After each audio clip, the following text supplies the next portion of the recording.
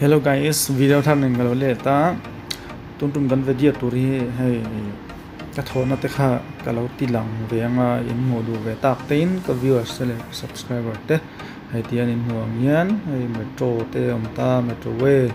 metro kong te ni ta ni hay gan dor chung ni ta gan lut chia te hian ani ngal ta ni tian video te hi ka la ve la an phal em ong chumo kinan buana te chutok lo tura ngai la gan product man ho ten ta ni kimiki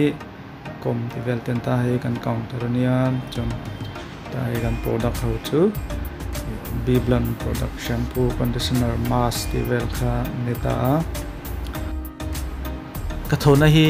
rinain azau ve phiana anua ma hey a staff te pon fela owner ko khan felma chani kan hair section hi chair hi pariat om ta ni dar thalang lelam atian om ta hetama poin khat theya lelam poin ati theita ne chon ai customer te thut na tur khani ta ti hian mong yan hi lusuk na kan manam chi pali om ta ni lusuk na hi mo ti hian chon hi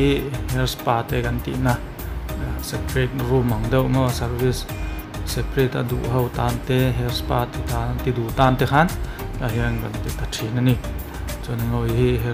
hair spa product ho te ta chuan ta hian hei lusuk dona kan man ho khan ta chumi zo ta hian pedicure section no pedicure vel ti na te foot massage te tiang ho manicure te ti na ten ta pon lam views lang thei boka moi em boka metro way te mu gak thaya metro kong mo chun tlai hi nail putin chei na mo nail polish ti na ten ta chun ta hian consultation room ga te hi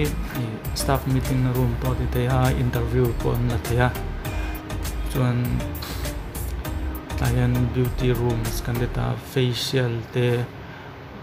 ti na khan ta ni chuan kan chuak lenga tian na views khan ta chung lam lo ti lang thuk ni hi chuan blow dry hian pani kan nia dyson kan mang ora dyson hi man to ma man nuwa ma ami dryer pakha rangot po hi sing ni le sang huwa nia ari po zoi ma man nuwam lu tuk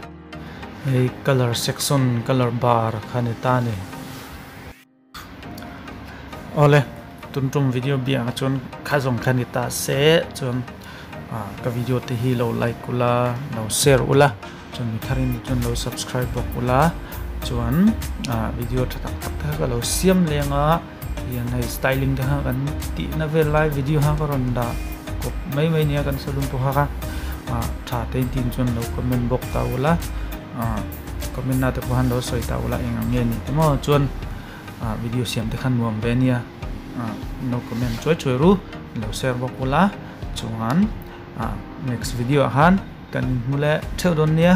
bye bye